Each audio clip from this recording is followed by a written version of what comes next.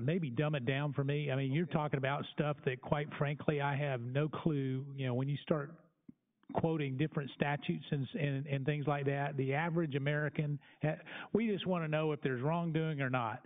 And I know you say you don't have an opinion. If you don't have an opinion, then why did you file a probable cause filing with the IRS? Because obviously you have an opinion that something was wrong, or you wouldn't have done a probable cause. Is that correct? Based on our facts. On facts.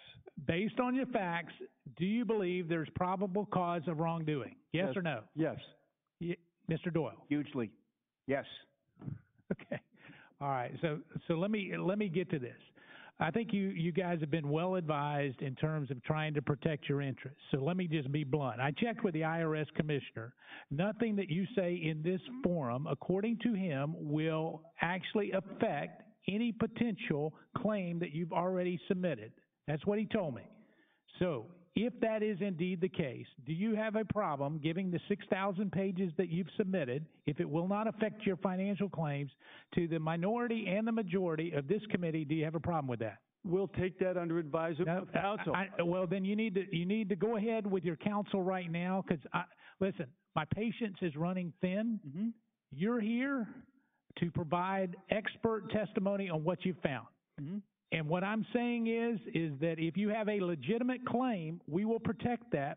But if you're not going to share the information with this committee and cut to the chase, my patience is running out. So I'll give you a few seconds to talk to your attorneys, and you can come back and decide how you want to proceed. Mm-hmm. Okay? Perfect.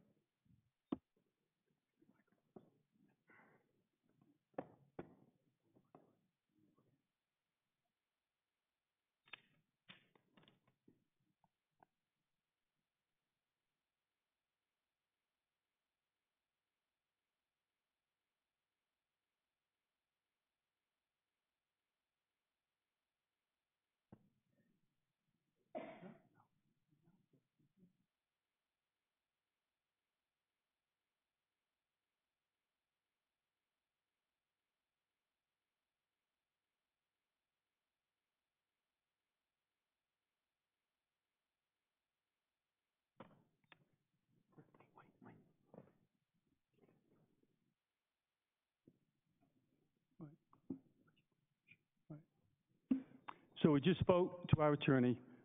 We will not be providing all those materials. We will answer any questions that you have. All right. So just so you're aware and your counsel is aware, have you submitted all those documents to the IRS? Yes. Have you submitted them to the FBI? Yes. Okay.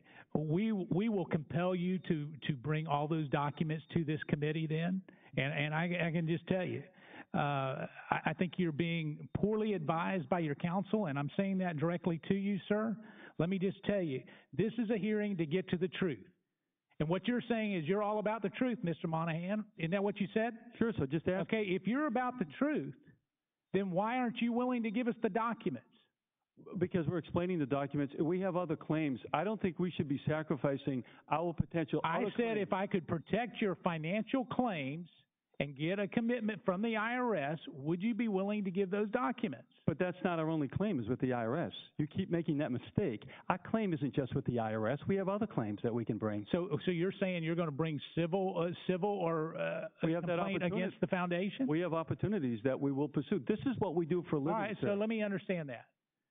So you're saying potentially you're going to bring a civil lawsuit against the Clinton Foundation, and that this public hearing might affect that? No, we didn't say that. What we're saying is that the IRS, the IRS submission stands on its own merit. The IRS will make their determinations based upon what they find. If the IRS finds one way, we'll have one reaction. If they find another way, we'll have another reaction with counsel. Mr. Moynihan, do you believe that based on any interviews that you've done with anybody at the Clinton Foundation that there was criminal activity that might have happened within the Clinton Foundation? We believe there is indicia of that, yes. All right, and you base that based on what? The interviews. With whom? We interviewed Mr. Andy Kessel. Larry can speak to that directly. We were together. We interviewed Mr. Kessel on November 30th, 2016. I had reached out to him in early to mid-October. Andy was a former acquaintance of mine on Wall Street. Andy called me back on November 9th at 9:45 in the morning, about three and a half weeks after I had reached out to him. We exchanged pleasantries. I had informed Mr. Kessel about my relationship with Mr. Moynihan so that he was fully aware of who John was.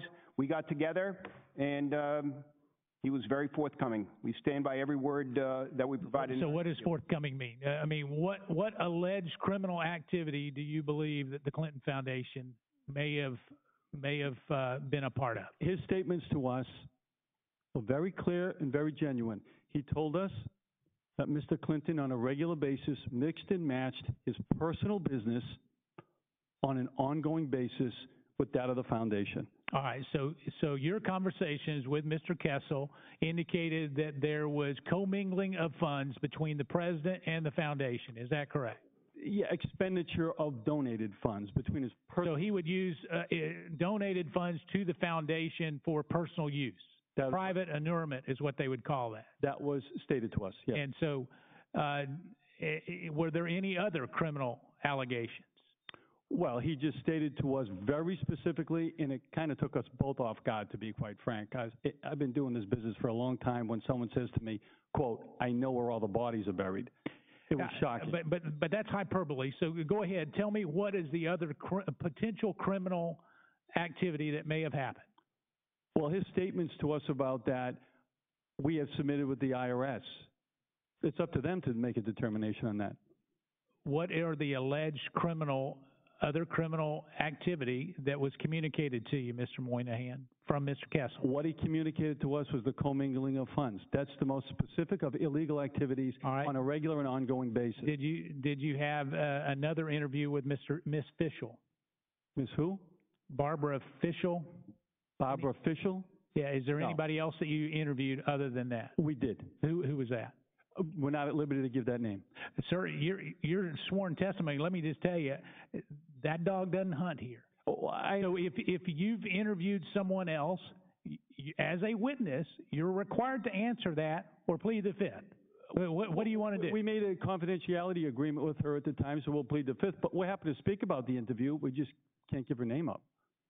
So what you're saying is you have a confidentiality agreement with someone you interviewed? Yeah. And what was that person's position?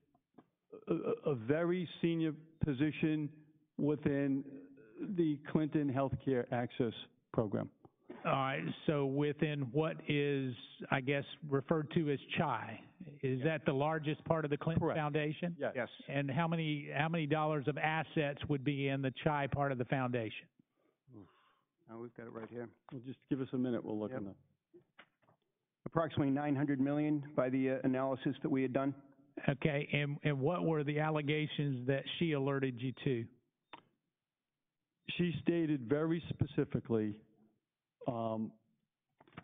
that the funds were used as essentially a piggy bank. You could travel and vacation when you wanted to, that the senior administrators within this fund, operating this fund, treated this and commingled this as personal business, foundation business, for travel and personal expense. So what you're saying is that they could use the Clinton Foundation charitable donations for private travel and go on personal trips. Is that what you're saying? Yes, we see that as conversion of foundation property. What else? We can roll the sheet down. Oh. Go ahead.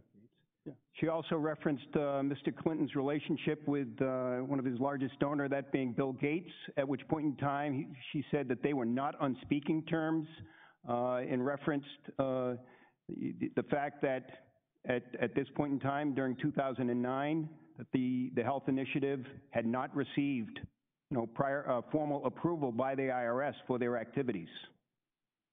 In fact, so hold on. So you're saying the Clinton Foundation had not received proper approval? Who did not receive proper approval?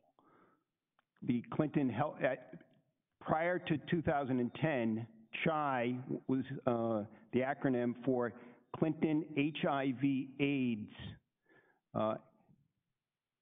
What we are led to believe from this interview was Mr. Gates telling Mr. Clinton, you need to get formal approval for this activity, which went all the way back to 2002. That's the premise of our submission. And it was at that point in time that they actually went and got formal approval for that activity from the IRS, and CHI then became known as Clinton Health Access Initiative. Well, all right. So who approved the 501c3 status for the foundation? It would have been the IRS. Who at the IRS? Do you have the document? Yeah. Well, we have it. I don't know what the person's name is offhand, but we've got the determination letters. And it was approved for what? Building a library, or? The initial approval was simply for a library. So who modified it? That's what we worked on. We saw no modifications to the Articles of Incorporation. If you want to change your status, you need to notify the IRS. No, I get that. You've said that before. Okay. So was there any modification? No. All right. We've got a second round. The gentleman from Georgia, I'm going to go to you in just a second as soon as you're ready. So, could I answer to your question? A very specific misrepresentation that went on with the second CHI. I think that's what you want to know. In order to go forward, the application has a Schedule G that asks you if this second CHI is a successor organization to a previous one. So you have the library, then you have this CHI running unapproved. They clearly were advised, conversations involving Mr. Gates and what have you, as we've learned, you got to get approved. They go and make an application, and on the form, Schedule G, when it's asked, is this a successor operation, they specifically and affirmatively answer no. That is a misrepresentation because it's the same people doing the same thing. It's the same people doing the same thing. Additionally, we asked this individual about the Charity Navigator rating of a 4-star, to which she laughed out loud and said, I've worked within charitable organizations at large firms. The Clinton Foundation is the furthest thing from a 4-star rating. In fact, that person went on to further state to us that she advised her own friends in multiple businesses where she had worked previous to that to stop donating to the Clinton Foundation. It was so bad. All right, so gentlemen, I'm going to yield to the gentleman from Georgia. Let me say this. So, it is critically important that we have the documents. You know, we can hear your testimony all day long, but it's not fair to Ms. Norton nor to me for us to have your testimony that we can't verify with these other documents. It's just like you submitting something and suggesting that it's one way with the IRS. Have you submitted these documents to the FBI? Yes. Do you believe that they have opened up an investigation on it based on your conversations with the FBI? Yes. Yes.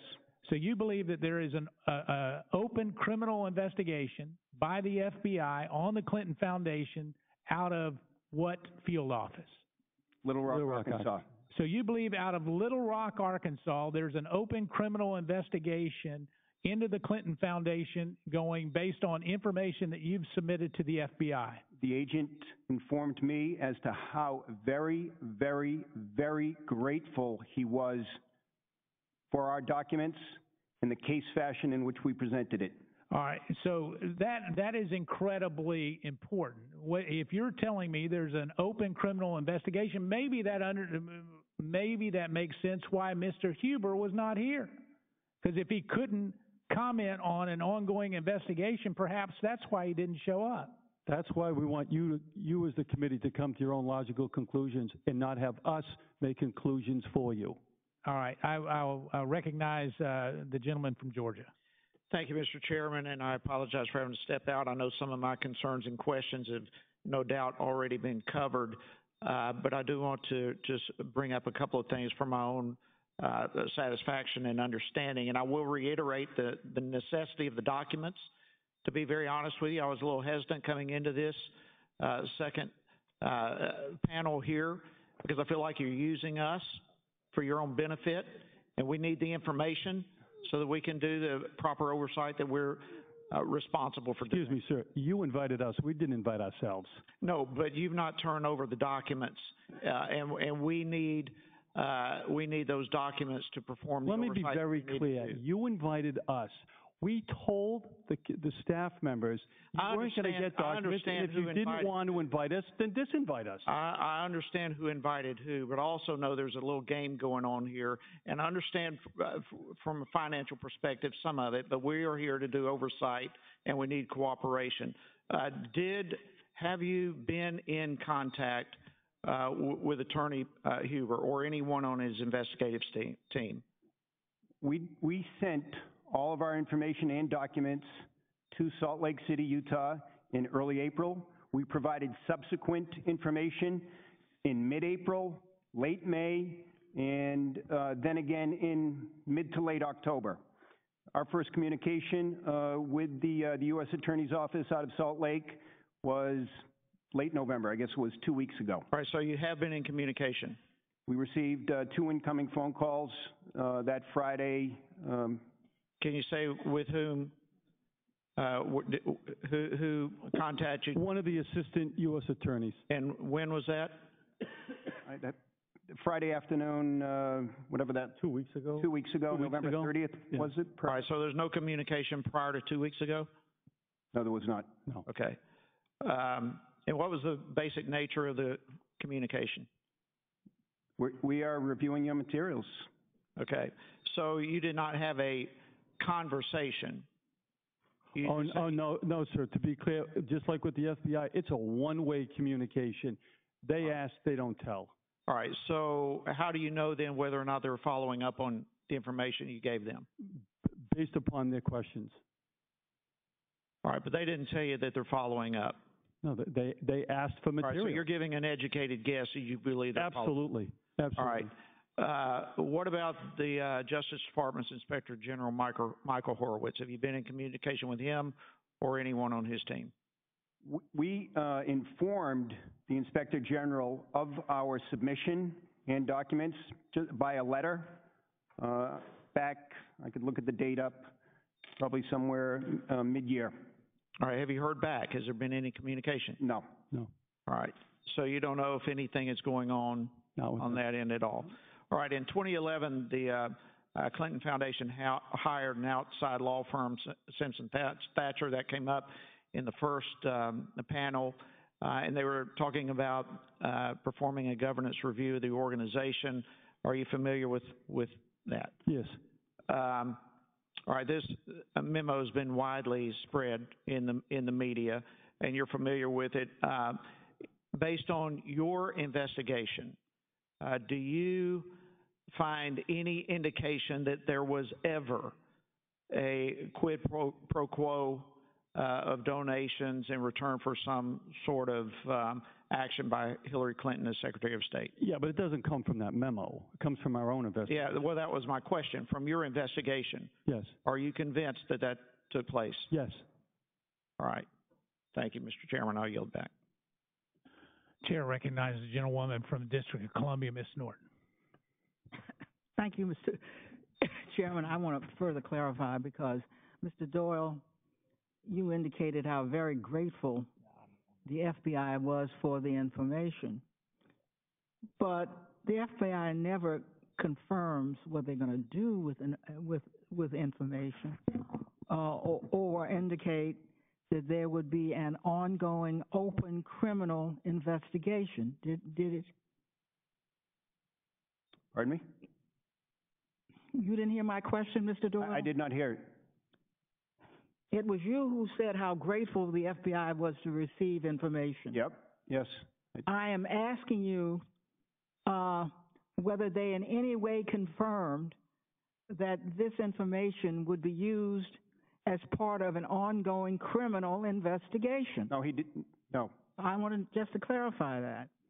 Now, I also want to clarify because of your own status, because you don't classify yourself as whistleblowers, right? Well, we would be an outside whistleblower, not an inside whistleblower. Are you this is a KETAM lawsuit against the Clinton Foundation. Not involving us. But What?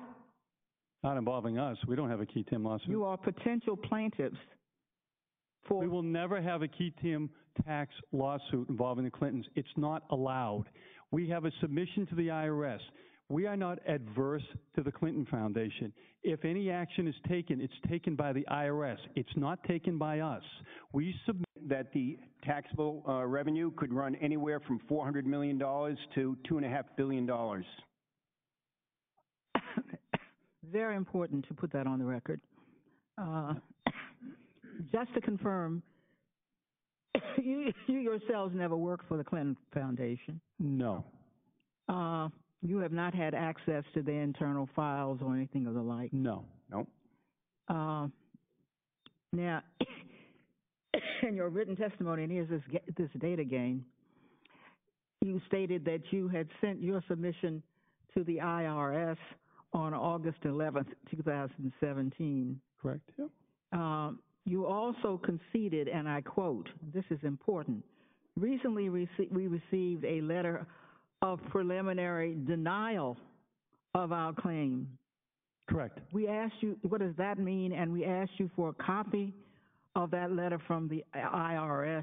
Mm-hmm. Why won't you give us a copy since you did receive a letter of preliminary denial? Because we're in an appeal status right now. You're appealing the denial. Yeah, so they actually encourage you, they actually say in the letter, please submit an appeal. They actually ask you, please submit an appeal as if we're wrong. So what we did is we sent our appeal in with a photocopy of the FBI and the IRS CID on their jackets removing boxes from the Clinton Foundation after they had brought a 757 down and taken all the materials out of the Clinton Foundation, Little Rock, Arkansas. We sent that with our appeal to demonstrate to the IRS that your letter coming from Atlanta doesn't reconcile with what's going on in Little Rock. Thank you, Mr. Chairman. The chair recognizes himself, so I want to do a little follow-up here. So your conversations with the special agents in Little Rock, Arkansas, Mr. Doyle, was that you? That was me. All right, and so your conversations with them, they acknowledged they had received your submission and the pages of documents. Is that correct? That is correct. And did they acknowledge any work that they're doing with that, either directly or indirectly? Did not comment.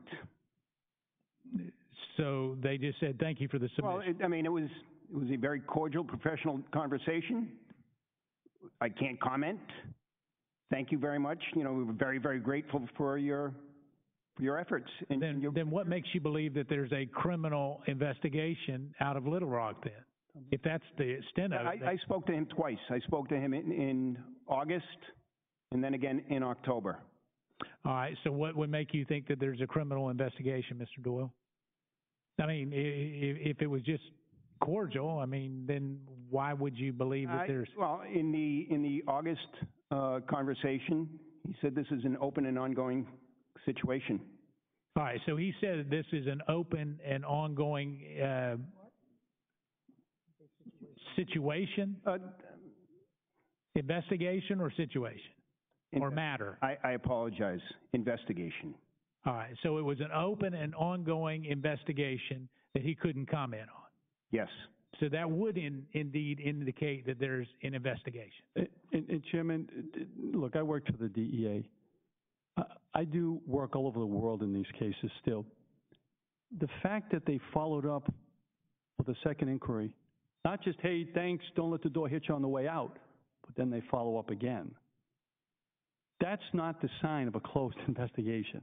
I get that, Mr. Moynihan, but I can't take your experience at the DEA and I appreciate the thought, but the other part of that is, Mr. Doyle, if they said there was an open and ongoing investigation, that's what you recall that they said? That is what I recall to the best of my memory. And so if indeed there's an open and ongoing investigation and you've given the information to them, why would the IRS not view that as substantial?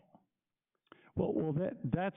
Did they know that there was an open and ongoing investigation? We sent a picture to the IRS. I heard that. Right, so they know. Some part of the IRS knows. That in our appeal letter. In your appeal. All right. And to that point, Congressman, the IRS individual was, I would say, more than mildly surprised at our interaction with the FBI. All right. Why do you think Mr. Huber waited until November the 30th to call you about 4 letters that you had sent prior? Because you had sent one on the 14th, the 18th, the 29th, those were in April, 29th of May, as I recall, and October the 10th or 12th, based on what I understand. Why did they wait until November 30th to give you a call? We don't know. Do you think it might have had to do with the fact that you're coming here to testify? Well, I mean, this testimony invitation just came recently. I don't know why. They were fully aware because we had asked them to come and be a witness at this particular hearing, and then all of a sudden you get a phone call from Mr. Huber's, second in command? Is that correct? I don't know if he's a second, but he was clearly an assistant U.S. attorney dealing directly with Mr. Huber.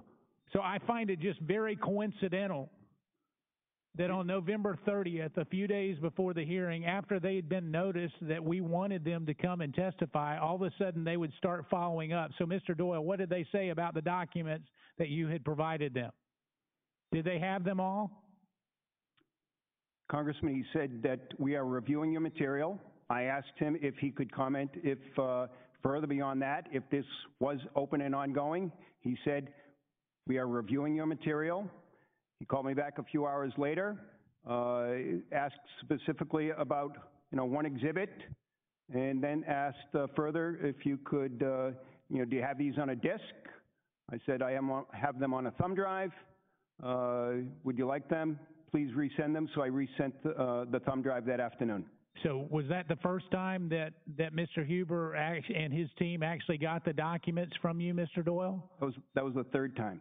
So you're telling me that on November 30th they called you back and they couldn't find the first 2 submissions that you had made to the Department of Justice and Mr. Huber?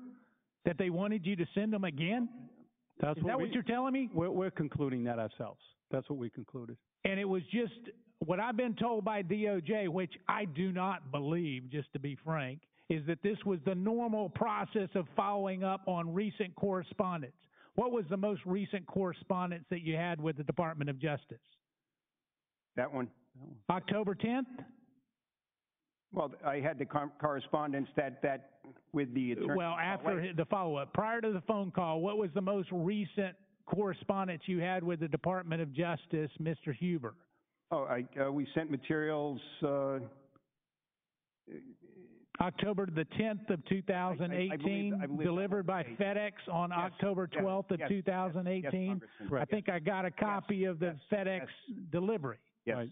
And so they didn't respond to your April 4th letter. They didn't respond to the letter later in April. They didn't respond to the May 29th letter, and they finally responded to your October 10th letter a few days before a hearing that was coming up. Correct. That is correct. Do you think that shows the level of interest that a special prosecutor would show? We don't know his caseload, but quite frankly, we're disappointed that 3 years level of effort goes into this. We are not paparazzi. We are not the media. We don't want anybody to even know who we are and the work that we do. We're financial investigators. That's what we do. We get paid to do this for a living. We work for ourselves. We don't get paid by anybody else. And Congressman, so it's disappointing that it took that long to hear from them. We shared our materials not only with the attorney office in Salt Lake, also in Little Rock, but other U.S. attorneys' offices as well that had been indicated as, providing support or working on Clinton-related matters. We also shared our materials with the U.S. Postal Inspection Service. So various jurisdictions that we felt would be interested both at the state and federal level. Right. And you've shared all of those documents with those entities, and yet you somehow do not believe that you should share it with Congress and the American people?